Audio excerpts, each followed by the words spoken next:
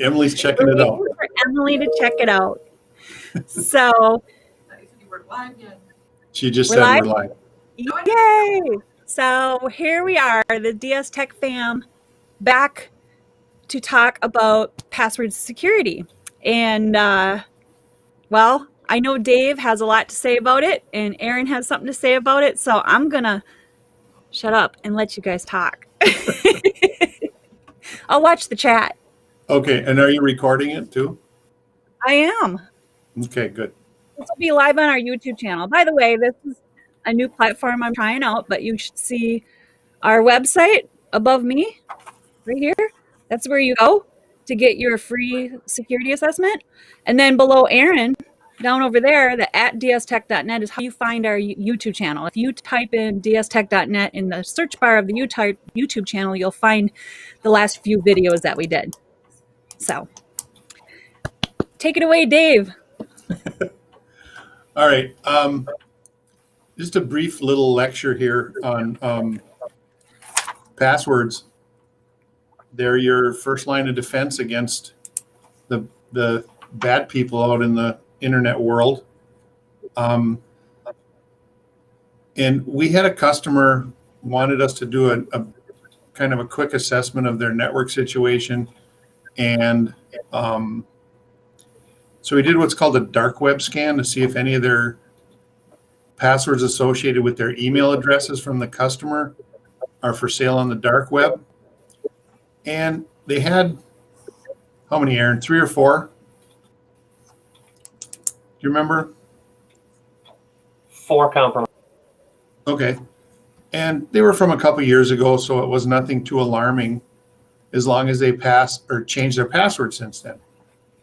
But what was interesting is the passwords were grabbed from a breach on a company that one of them was like I want to say some sort of fitness. I don't have the thing here, but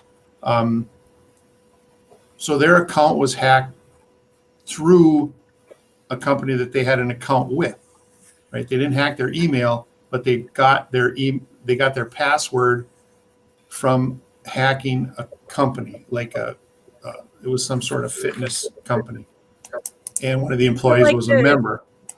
Okay, got it. That's what I was going to ask. One of the employees was a member. Yes. And then the fitness place got hacked. Yes. Okay. So what happened is they had that person's password for that account, which in itself is not really a big deal. But if you think about it, if that person used their password for their Facebook, their credit card, their Kohl's account, their whatever, or anything else. Exactly. Yeah. That's why you don't repeat we're creatures of habits. We do use same password over many platforms. But if I had your password and wanted to attack you, I would go on social media and find out that you live in Escanaba, Michigan. So I know all the banks in Escanaba, the credit unions, and I'm going to use your email address and that password to try and get into your accounts, your work account, and that's how they do it. So that's why it's important to not reuse your passwords. Make them strong. We saw in the news here, someone attacked, guess Donald Trump's password was MAGA 2020. That's too easy. Exactly. That's not really a password. That's a phrase you're using. So strong passwords, don't reuse them. And then there's password keepers. Like Google Chrome itself will keep and generate passwords for you right within Chrome, right within the browser itself. Use that. But make sure that your Google Chrome has the 2FA enabled too, so they don't get all your passwords by hacking your Google account. Yep. And if you don't trust that, there's other apps you can use. We use LastPass here. I'm sure there's other ones that stores your passwords. It'll generate them. You just have to make sure that when you log into LastPass, that is a strong password, and use multi-factor, or like you called it, Ginny, 2-factor authentication A lot of people have probably seen it already. I'm logging in and it says, hey, prove it's you. I'm sending you a 6-digit code to your cell phone. That's pretty solid security. Unless someone steals your cell And phone. that 6-digit code will reset every minute. Yep. And then make sure your cell phone has a passcode on it or a thumbprint reader so people just can't pick up your cell phone and use it. So I use a combination of LastPass, Roboform, and Google Chrome. Very good. We used to use something else. I don't remember what it was called. I don't know.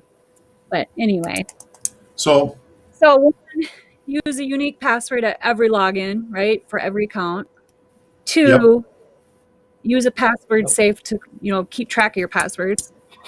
Yep. What about writing them down? Well, is that secure? I'll be honest with you.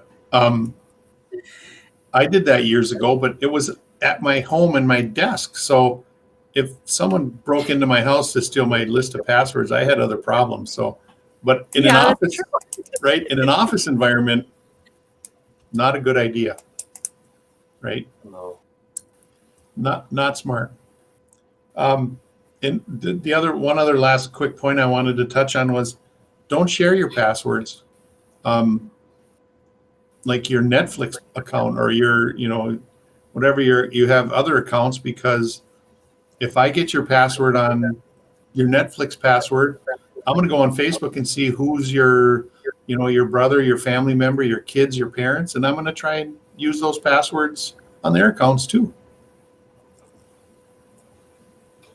I know one tip that DSTech is certainly one thing that I've learned here at DSTech is we set our passwords every 30 days, and it's internalized into me to also do that with my other passwords too, so that I'm automatically thinking about changing things just to kind of stay ahead of things.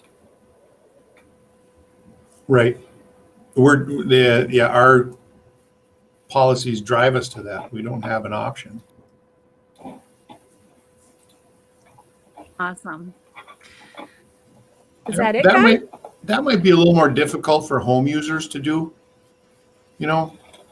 but, if you see something on the news or something squirrely on your computer, change your password. We've seen where different corporations, huge corporations, have been hacked. And if you've ever stayed at a motel and you read that they've been hacked, go change your password with that company. Cool. Well, thank you, Dave. So we had 4, right? I put them all in there. Yep. So just to recap again, was don't use the same password over and over again. Use a password save. Use 2-factor authentication, and don't share your passwords. Right? Yep. Awesome. Well, thank you, guys. And if you are a business owner and would like a dark web scan done, that's part of our security assessment that we do for free. So, website is right above my head, dstech.net. I know, isn't that funny? I had to remember to point. There you go, Aaron. There you go. Thank you. I have nothing on mine. That's the YouTube channel. Lead button. All right. Well, we'll see you next week. We're going to do something fun next week, like shopping lists or something, because we're looking at Christmas, right? Yep. So make it a great day, and thanks for popping in. Thanks, Jenny. Your questions. Aaron. Yep. Have a great day. Bye.